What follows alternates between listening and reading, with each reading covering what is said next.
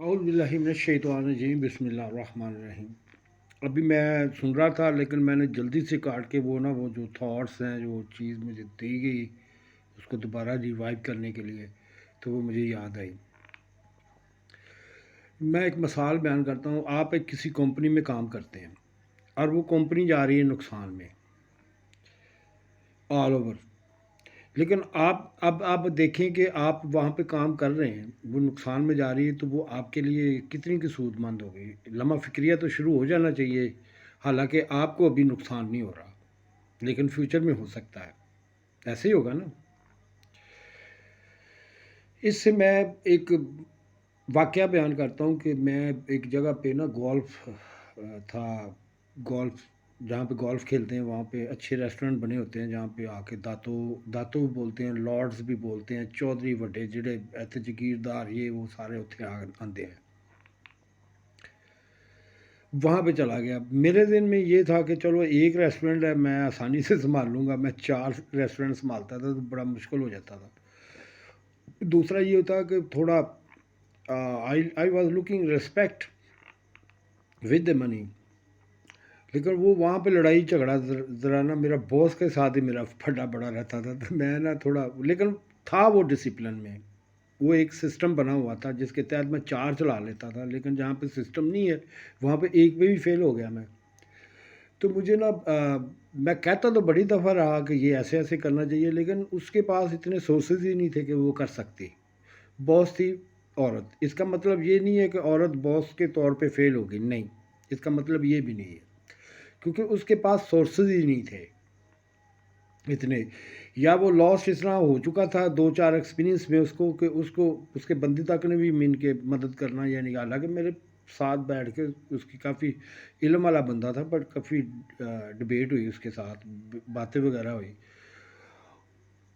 اس نے مجھ سے پوچھا، فاطمہ نے، اس نے کہا کہ کام کیوں نہیں آ رہا اوپر بن کے، ویسے کے ویسے ہی ہیں۔ تو میں لیتا تھا اس وقت 1800 رنگٹ، اچھی تنخواہ تھی میری۔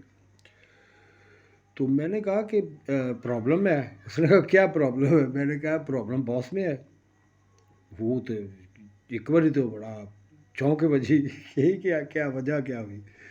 تو میں نے کہا یہی ہے کہ آپ ڈسپلن میں آپ کہتی ہیں، جو اس کے بعد وہ دوسرا آرڈر آ جاتا ہے، آپ کا ایک ڈسپلن بنتا ہی نہیں ہے، اس لیے آپ کہتی چلو ٹھیک ہے، نو پرابلم۔ نہیں سر، میں نے کام چھوڑنے کا کہا تھا۔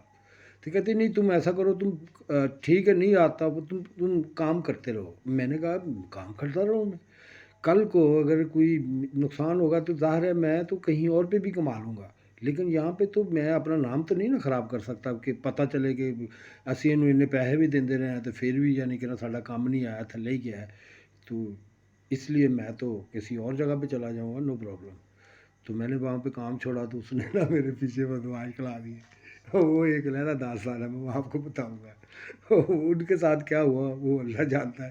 کسی سے خدائی مددگار آئے، نہ کٹیا انہوں نے کہ میری باس نو تو پتہ ہی نہ لگا، وہ کہے نہیں انہیں شاید فون کر کے منگوائے انہوں نے، حالانکہ میں نہیں منگوائے، وہ رب والوں ہی آ گئے۔ یہ تھا ایک، یہ بھی معجزہ ہی ہے کہ میں ان کو کہا بھی کہ میں نے نہیں کہا کسی کو، یہ ویسے ہی آئے ہیں کہیں سے سن کے شور شرابہ۔ تو پھر بھی اس نے یقین نہیں کیا میرے اوپر، وہ کہتی نہیں اس نے، کیونکہ یہ پرانی لائف میں یہ گینگسٹر وغیرہ ہے، اس نے فون کیے ہوں گے، وہ آئے ہوں گے اس کے بندے، لیکن نہیں، وہ تھے وہاں کے ملائی تھے۔ انہوں نے مجھ سے آ کے پوچھا کیا بات ہے؟ میں نے کہا میں نے کام چھوڑا ہے تو پیچھے پریشر پا رہے ہیں۔ تو انہوں نے کہا اچھا تو سن دکھا۔ تو میرے نال میں یہاں کی قسمت خراب کسی لفٹ تو تھلے جو اترے نا بابا بڑی بلڈنگ سے تھلے جو اترے تو وہ والے اتنے ہی لگے پھرتے، وہ پی پو کے آئے سے۔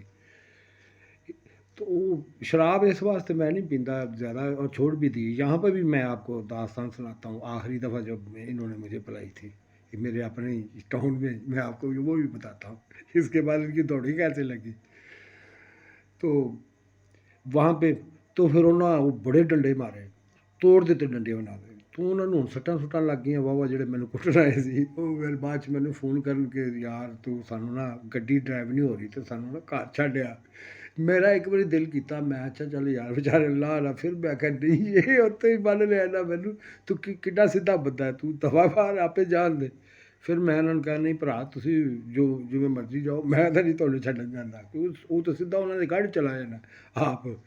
تو پھر اس لیے پھر میں صبح گیا، صبح جا کے میں نے کہا پیسے لیے، کیونکہ پیسے بھی نہیں ملنے والے تھے ایسی جگہ سے۔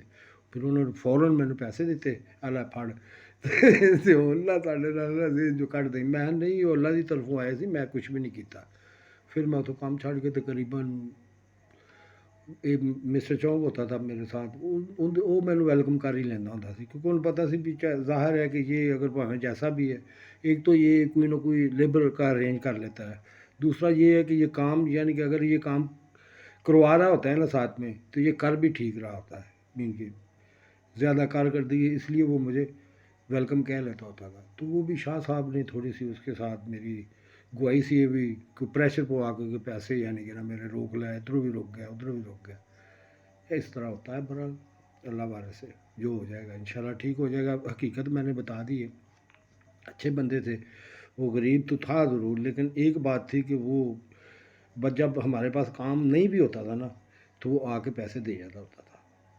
اور ان کی ایک بات میں اور بھی بتاؤں گا جو چائنیز باس میں ہوتی ہے، چائنیز باس میں یہ آپ کے پیسے نہیں مارتے، اگر آپ کو زیادہ نہیں نہ دیتے لیکن مارتے بھی نہیں ہیں، یہ چیزیں ہیں اس میں۔